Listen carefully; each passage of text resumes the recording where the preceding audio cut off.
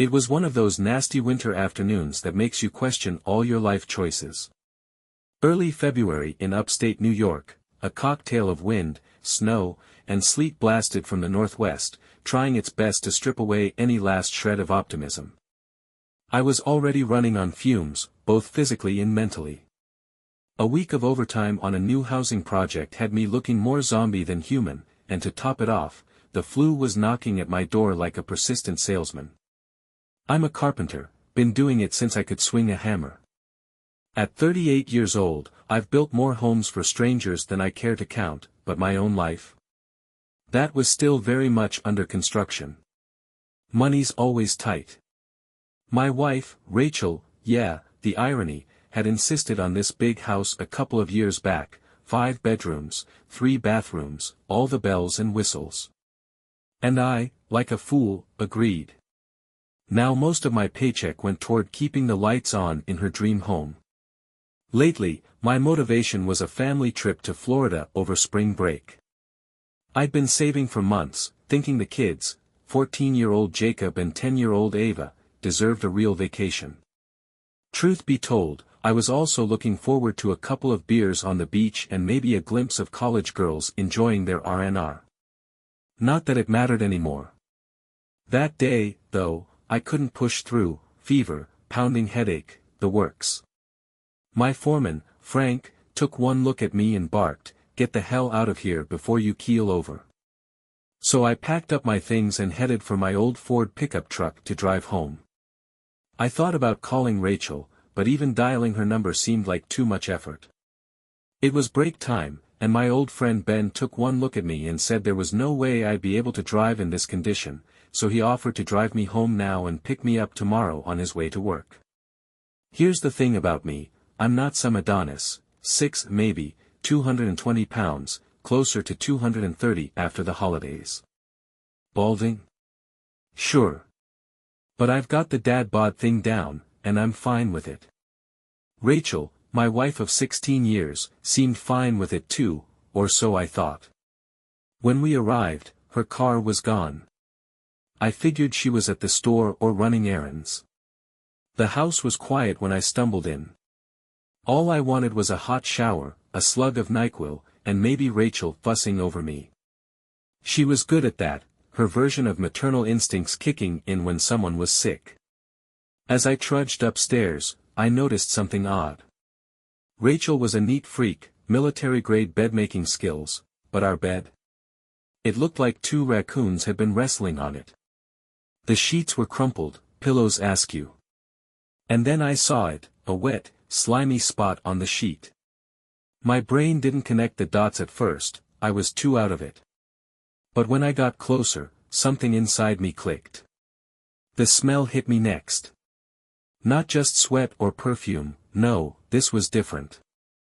I froze, stared at the bed, my bed, our bed, Rachel's. I sat there for a minute, gripping the edge of the mattress. 1,000 thoughts ran through my head, most of them fueled by rage and fever. Still, the hot shower called to me, so I stripped down, washed off, and let the water pound my back. It helped, but only a little. By the time I got out, I was angry, angrier than I'd been in years, and tired. I decided to move my stuff into the guest room. I wasn't sleeping in that bed again. Ever. Not even if Rachel crawled in on her knees, begging for forgiveness. I just finished hauling my clothes down the hall when I heard the garage door. Rachel was home. And she wasn't alone. I heard their voices as soon as the door to the kitchen opened. They hadn't seen me yet, but it seemed like they'd already guessed I was home. Her voice was unmistakable, a mix of panic and that "everything's fine" tone she used when trying to smooth over her mistakes. The other voice? Male, definitely male. A little too casual, like a guy who just found his way into the wrong house and wasn't quite sure how to act. My hands balled into fists as I stood in the hallway, listening to footsteps approach. Then, like a deer caught in headlights, Rachel appeared at the bottom of the stairs. Her face went pale when she saw me standing there, holding an armful of clothes. "Oh. You're home," she said, her voice shaky. "No kidding," I replied, deadpan, shoving past her toward the guest room. She followed me, her steps hurried and clumsy. "What's wrong? Are you okay? You look awful." "I'm sick," I said, keeping my tone flat as I dumped the clothes onto the bed. "But you already knew that." "Where are you going?" she asked, glancing nervously toward the door as if her companion might still be lingering there. "To sleep somewhere that doesn't stink of betrayal," I shot back, turning to face her. Rachel flinched, her eyes widening. "What are you talking about?" "Oh, come on, Rachel. Don't insult my intelligence. Go look at the bed, then tell me that isn't what I think it is." Her face crumpled and tears sprang to her eyes. I didn't want you to find out like this." "Like this? How exactly were you planning for me to find out, Rachel?" "A nice little postcard from your lover, wish you were here." My voice was sharp now, cutting through her pathetic attempt at damage control. She slumped against the wall, her hands trembling. "It was a mistake. I swear it was a mistake. I didn't want." "Don't give me that crap," I snarled, stepping closer. "Who is he? Tell me his name." Her lips quivered. She hesitated. It's Brian," she finally whispered. "Brian." My mind raced. Brian Hansen, the doctor, her boss. The same guy who'd given her that bonus last Christmas. "Well, isn't that just peachy," I said, shaking my head. "Your boss, huh? The guy with 3 kids and a reputation for being such a great family man. Tell me, Rachel, how long has this been going on?" Her tears flowed freely now, but I didn't feel the slightest bit of sympathy. 8 weeks, she admitted, her voice barely audible. 8 weeks, I repeated, letting the words hang in the air. "And what, you thought you'd just screw around until it got boring, then come back to me like nothing ever happened?" She nodded slightly, like a scolded child. "It wasn't supposed to mean anything. He understands me in ways." "Don't. Just don't," I said, cutting her off. "I'm not interested in your excuses. I'm interested in facts. Is it over?" I don't know," she stammered. "You don't know?" I barked, my voice rising. "You don't know if you're done screwing him in our bed?" "Please, keep your voice down," she pleaded. "The kids. Don't you dare bring the kids into this." I roared. "You've already done enough damage. And you know what? I'll make this simple for you. Starting right now, I'm sleeping in the guest room. You can keep the bed for your lover. Hell, maybe he can help you change the sheets." "Nick, please," she sobbed, reaching for my arm. "Don't say that. I still love you. This doesn't have to change anything." I yanked my arm away and glared at her. "It already has, Rachel. You broke our marriage. And now, get out of my way. I need to sleep." I shut the door behind me, leaving her standing in the hallway, crying like the victim she wasn't. I didn't get much sleep that night. Between the fever and the swirling rage in my chest, my mind wouldn't stop racing. Every time I closed my eyes, I saw Rachel's tear-streaked face or imagined her and Brian rolling around in our bed like some trashy daytime soap. At some point, I passed out. When I woke up, the clock read 2:30 a.m., and my stomach was screaming for food. I threw on my robe and shuffled to the kitchen, flipping on the light. Leftovers. It wasn't much, but it would do. I warmed up some meatloaf and mashed potatoes, sat down at the table, and let my mind wander. How did we get here? 16 years of marriage, 2 kids, a big house, and now this? I wasn't perfect, but I sure as hell didn't deserve this. As I chewed, I heard soft footsteps behind me.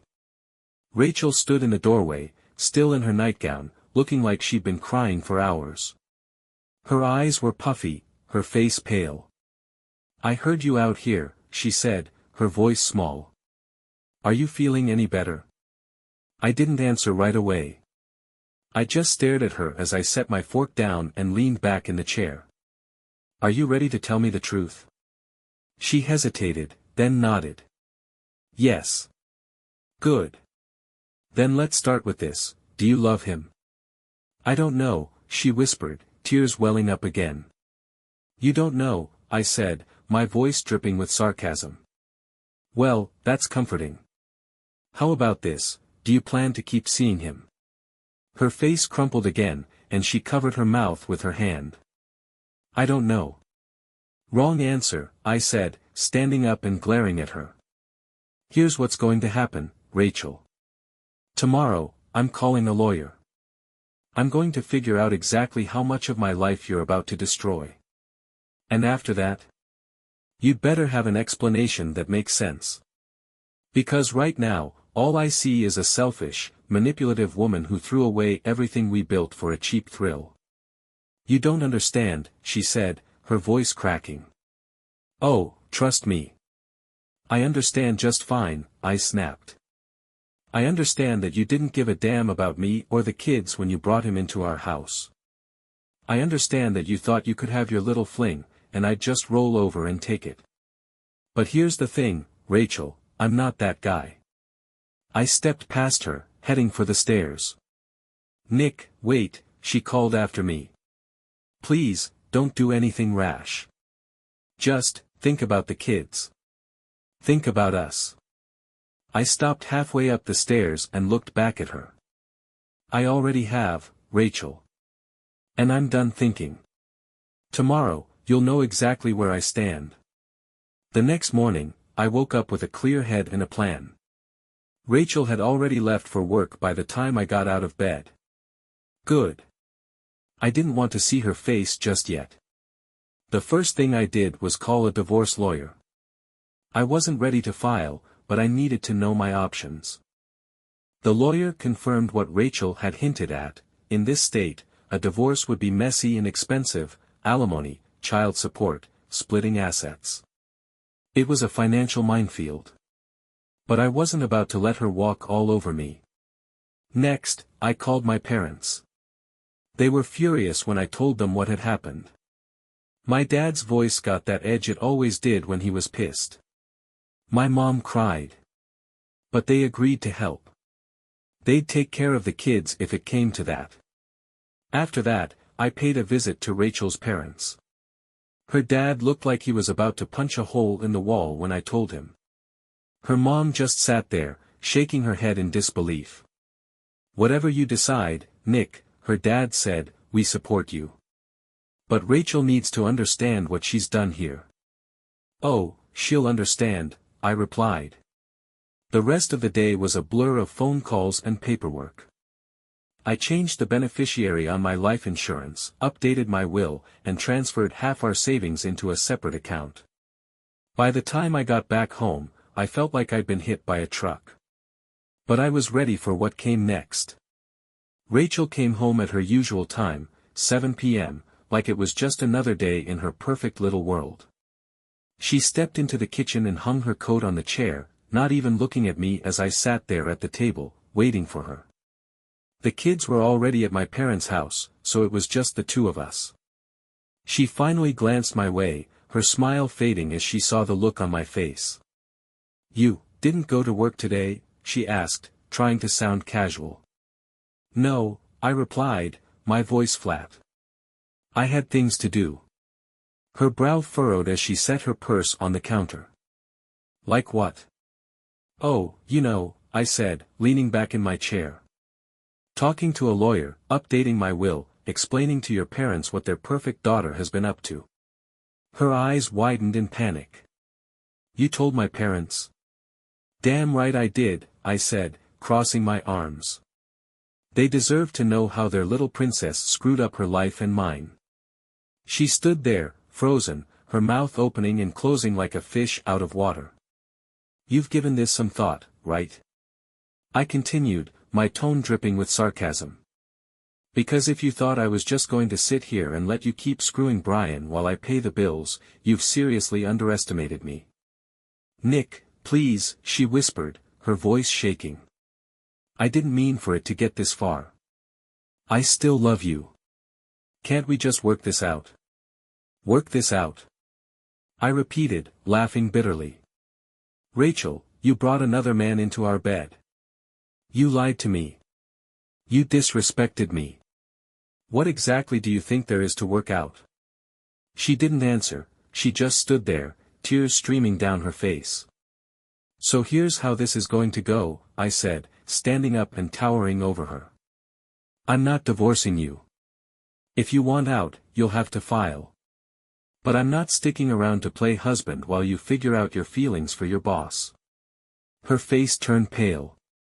What do you mean, you're not divorcing me? I mean I'm leaving, I said bluntly. You can have the house, the bills, the mortgage, all of it.